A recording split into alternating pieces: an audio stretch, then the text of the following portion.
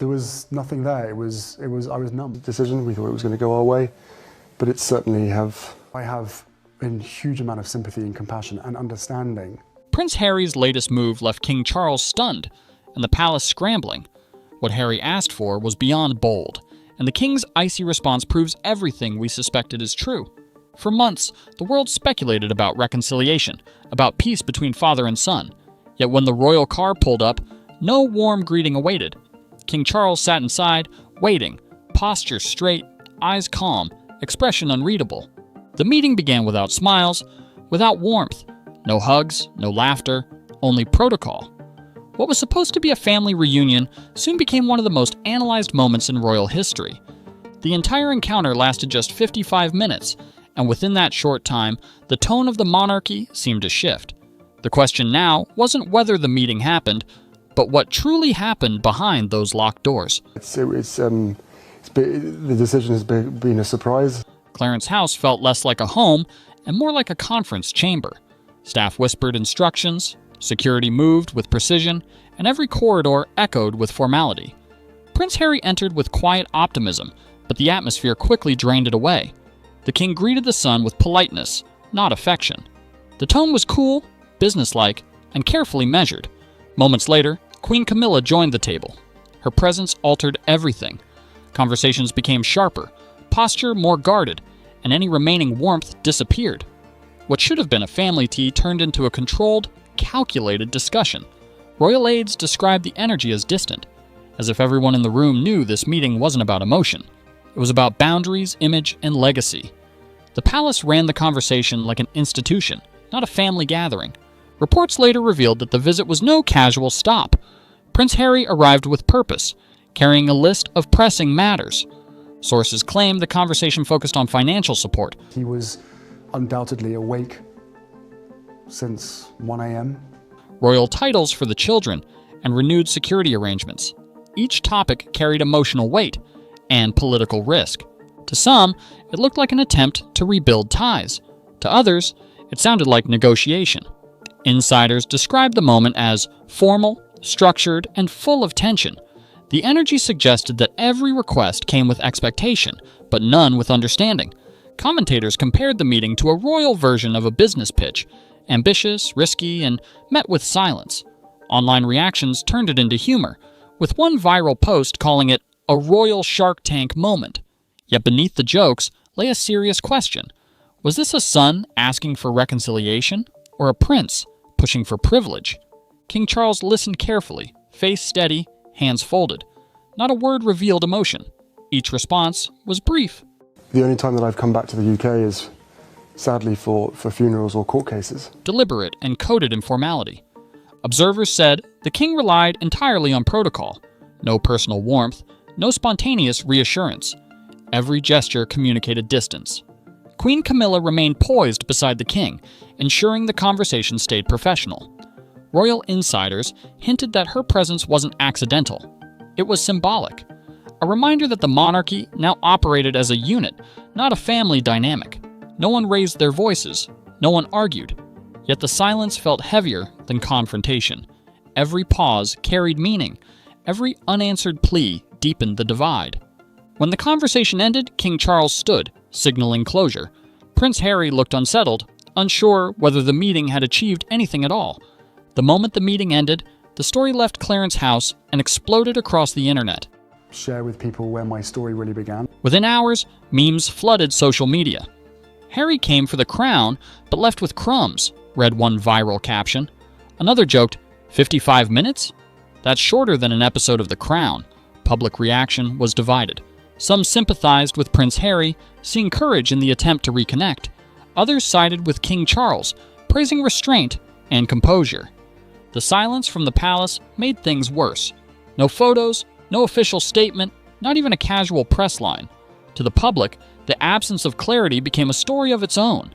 Commentators said the lack of warmth looked intentional, a way to show that this wasn't about healing, but hierarchy. Outside the palace, cameras waited.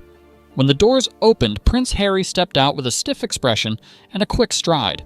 No smile, no wave, just an exit that spoke volumes. Reporters noted the tension. Body language experts later analyzed every movement: the clenched jaw, the downward glance, the hurried pace. Each detail became fuel for speculation. Minutes later, King Charles appeared elsewhere in London, calm, dignified, composed. The contrast was striking. One image full of restraint, the other full of frustration. Across the media, the narrative took shape. King Charles symbolized control. Prince Harry symbolized conflict. The story was no longer about reconciliation. It was about perception. As headlines began to circulate, the difference between traditional outlets and online voices became obvious. Mainstream news called the meeting a promising step toward peace. But independent journalists saw something else, a failed attempt wrapped in polite silence. One viral post summarized it perfectly. If that's reconciliation, then a silent elevator ride counts as therapy. Palace PR strategists stayed quiet, understanding that silence could protect credibility. Or at least be able to talk more about losing my mum. The more the world speculated, the more royal composure appeared powerful. The media played into the contrast, emotional energy versus institutional control. King Charles stayed still and gained strength. Prince Harry spoke through body language and lost ground. Behind the polished statements, industry whispers painted a deeper picture.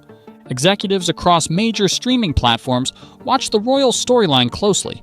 For them, Prince Harry's connection to the palace wasn't just personal, it was professional.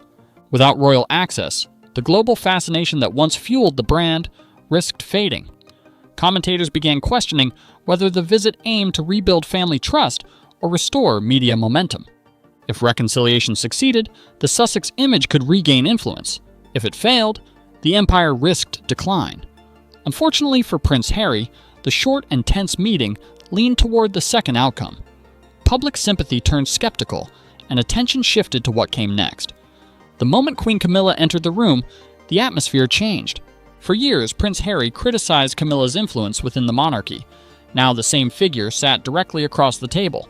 Every eye in the palace recognized the significance. It was no longer just father and son. It was the institution represented in full form. Observers described Camilla's demeanor as firm, yet polite. Every word from the Queen Consort reminded Prince Harry that the meeting wasn't personal. It was official. That shift erased any illusion of intimacy. The conversation wasn't between loved ones. It was between roles. Commentators later described the scene as the past colliding with the future under royal lighting. Once new details leaked, social media reignited. Memes compared the meeting to waiting at the DMV, but with chandeliers. Some users mocked the brevity, others focused on symbolism. I will continue on with a life of public service, so I will always... Public fatigue began to show.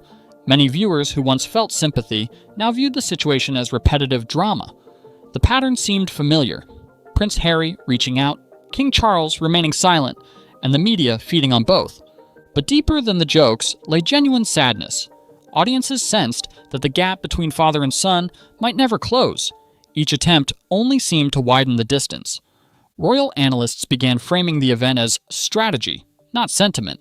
King Charles moved like a chess master, calm, deliberate, patient. Prince Harry acted like a player rushing the board, making emotional moves, hoping for connection. But the palace didn't play fast. The monarchy played long. Every silent glance, every unspoken phrase fit into a pattern perfected for centuries. Stability over emotion, legacy over repair. What looked like coldness to outsiders was, to insiders, discipline. The king didn't need to raise a voice to make a point. Stillness carried the power. Across the Atlantic, analysts began studying the impact. Without royal association, media appeal started to wane. Streaming executives noted declining interest in projects without palace proximity. Public fascination once thrived on insider access. Without that, curiosity turned to indifference. Commentators warned that the Sussex brand risked losing its narrative edge. Without new royal moments, content looked repetitive, stories lacked freshness, and sympathy turned to skepticism. Each denied request, each cold reception made rebranding harder. The public narrative shifted from empowerment to estrangement, a story of distance, not discovery. Public relations experts called King Charles's response a textbook case in controlled image management.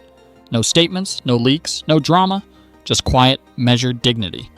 The The approach mirrored the legendary philosophy of Queen Elizabeth: never complain, never explain.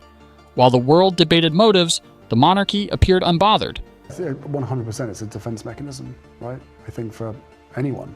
The lack of comment became the comment. King Charles demonstrated that in the royal world, power doesn't shout. It endures. And endurance, not emotion, won the weak.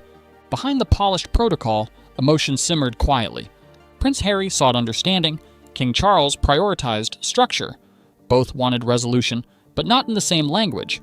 Family affection collided with royal duty, and neither side could fully bridge the gap. What hurt most wasn't rejection. It was realization.